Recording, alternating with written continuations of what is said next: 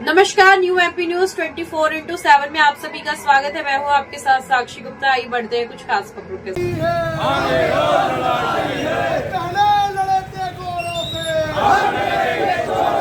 आम आदमी पार्टी के प्रदेश संगठन मंत्री और सामाजिक कार्यकर्ता अमित भटनागर को बिजावर पुलिस ने उनके घर में हाउस अरेस्ट कर लिया। अमित भटनागर ने इसे भाजपा सरकार की कायरता बताते हुए कहा कि यह कदम सरकार की विफलताओं को छिपाने की कोशिश है। आम आदमी पार्टी ने इस अलोकतांत्रिक कदम की कड़ी निंदा की है।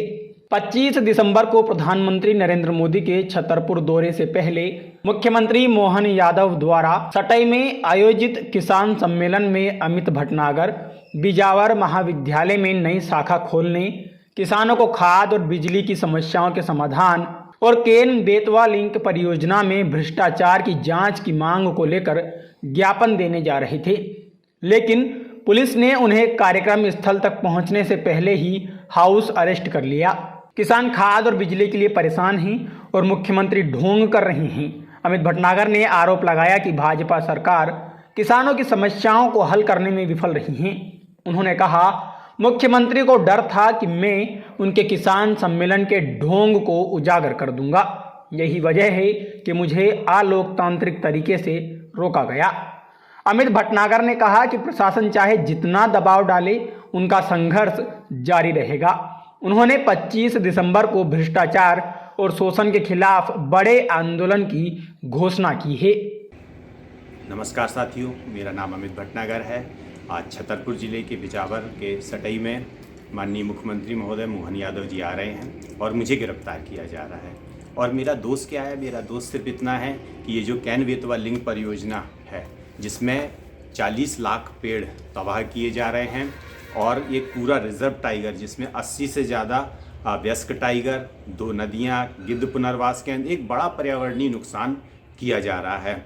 और उसके साथ ही इस पूरी परियोजना में हजारों आदिवासियों और लोगों को उजाड़ा जा रहा है। 22 गांव से ज़्यादा उजाड़े जा रहे हैं।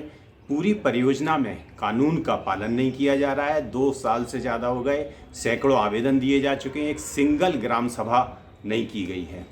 और ये मैं नहीं कह रहा हूँ, ये जो CEC की रिपोर्ट है, सेंटर एम्पावर्ड सर्वोच्च न्यायालय की रिपोर्ट है, इसने इस पूरी परियोजना को इस क्षेत्र के लिए और देश के लिए नुकसानदायक ठहराया है। सर्वोच्च न्यायालय ने जो सेंटर एम्पावर्ड कमेटी बनाई थी, 2 साल की रिपोर्ट में विशेषज्ञों ने जो ये रिपोर्ट दी है, इस रिपोर्ट को नज़रअंदाज करके इस पूरी परियोजना में जिस तरह से भ्रष्टाचार के लिए ये काम किया जा रहा है, यहाँ जो आदिवासियों का पैसा आया है, ज़मीनें आदिवासियों के नाम की हैं, उनके पूर्वजों के नाम की हैं और उनके नाम पे नोटिस बने हैं, अवार्ड किसी और का पारित करके लाखों करोड़ों का बड़ा भ्रष्टाचार यहाँ के पहले के कलेक्टर और SDMO ने किया हुआ है।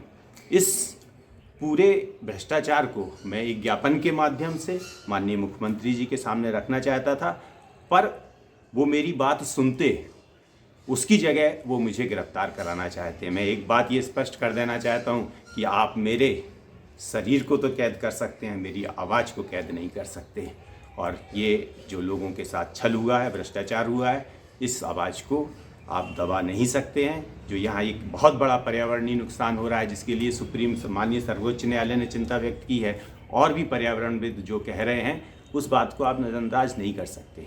और भी बिजावर की कई छोटी समस्याएं थी, जैसे स्कूल के बारे में मैंने यहाँ लिखा हुआ है, अस्पताल के बारे में है, और ये जो आपके तहसील कार्यालय, किसानों को खाद नहीं मिल पा रही। आप किसान सम्मेलन कर रहे हैं, अरे किसानों को खाद दीजिए, बीज दीजिए, पानी दीजिए। आपके जो कार्यालय हैं, ये कार्यालय दलाली के केंद्र बने हुए हैं, चाहे आपके तहसील कार्यालय हों, आपके ब्लॉक कार्यालय हों। तो जनता की समस्या उठाना अगर पाप है, इतना किस बात का डर है आपको? एक छोटे से ज्ञापन तो दे रहे थे, ले लेते ज्ञापन, है ना। आप ये अगर ये चाहते हैं कि आपकी ये गड़बड़ियाँ, आपकी ये भ्रष्टाचार, आपके अधिकारी कर्मचारियों के भ्रष्टाचार ऊपर तक नहीं पहुँचे, तो आप मुझे ज़्यादा देर तक क्या करेंगे? आप मुझे गिरफ्तार करके कितने दिन तक रखेंगे? आप मेरे शरीर को कुछ देर के लिए बंद कर सकते, मेरी आवाज़ को नहीं कर सकते। और एक बात मैं बिजावर क्षेत्र के नेताओं से ये कहना चाहूँगा कि जब चुनाव का समय आता है तो चारों तरफ बिजावर का बेटा हूँ, ये हूँ, चारों तरफ दीवालों पे नज़र आते हो। आज जब जनता की समस्या की बात है तो ये मुख्यमंत्री कोई नवाब हैं क्या? ये जनता के सेवक हैं। तो इनको जनता की जो समस्याएं हैं ये जनता की समस्याओं से अवगत कराना किसका काम है? कहाँ आप लोग बैठे हुए हैं?